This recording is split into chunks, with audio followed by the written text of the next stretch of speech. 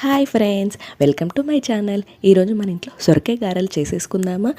పిల్లలకి సొరకాయ అంటే అస్సలు ఇష్టం ఉండదు. ఇలా ఒకసారి ట్రై చేయండి, పిల్లలు కూడా ఇష్టపడతారు. ఇంట్లో వాళ్ళు కూడా చాలా టేస్టీగా ఉన్నాయని లొట్టలేసుకొని మరీ తింటారు. ముందుగా ఈ ప్రాసెస్కి ఒక మొత్తం సొరకాయ తీసుకోవాలి. సొరకాయ తీసుకొని ఇలా ఫైన్ టెక్స్చర్గా మొత్తం తురిమేసుకోవాలి. తురుముకోవడం వల్ల పిల్లలకి నోటికి తగలకుండా చాలా టేస్టీగా ఇష్టపడతారు. కాబట్టి ఇలా ఫైన్గా తురిమేసుకోండి.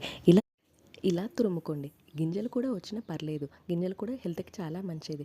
ఇప్పుడు ఒక 2 ఆనియన్స్, 4 పచ్చిమిర్చి తీసుకొని చిన్న చిన్న ముక్కలుగా స్లైసెస్గా కట్ చేసుకోండి. ఇలా చిన్న చిన్న స్లైసెస్గా కట్ చేసుకోవడం వల్ల పిల్లలు ఏది ఏరకుండా కంప్లీట్గా తినేస్తారు.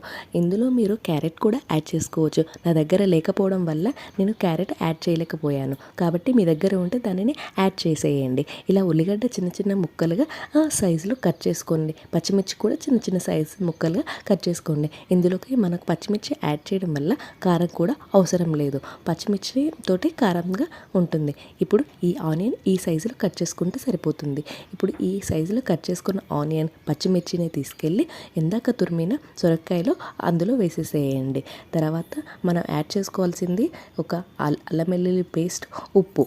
అల్లం వెల్లుల్లి పేస్ట్ 1 టేబుల్ స్పూన్, ఉప్పు టేస్ట్కి తగినంత వేసుకొని బాగా కలుపుకోవాలి. కలిపిన తర్వాత నేను బియ్యం పిండిని యూస్ చేస్తున్నాను.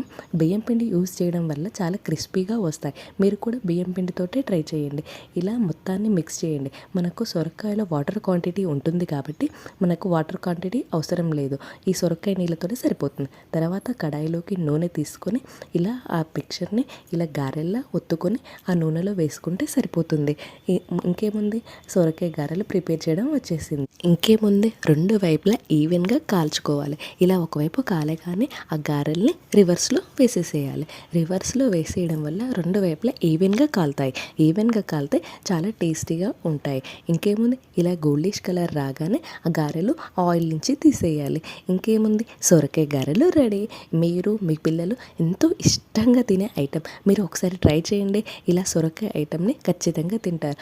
అమ్మో ఏం ఎండలు ఏమో, ఈ ఎండకి నా వల్ల స్టవ్ మీద వంట చేయడం చాలా కష్టం అవుతుంది, కానీ తప్పదు కదా. ఇదిగోండి, ఇలా సొరకాయ గారెలు ఇలా ఆనియన్ తోటి కలిపి తినండి, ఎంతో టేస్టీగా ఉంటాయి. చూసారా ఎంత స్పాంజీగా, ఎంత మెత్తగా వచ్చాయో. ఇవి తినడం వల్ల హెల్త్కి కూడా చాలా బెనిఫిట్స్.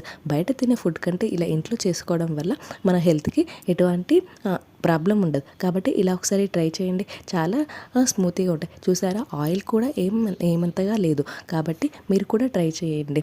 ఆయిల్ ఇష్టపడిన వాళ్ళు కూడా చాలా ఇష్టంగా కూడా తింటారు.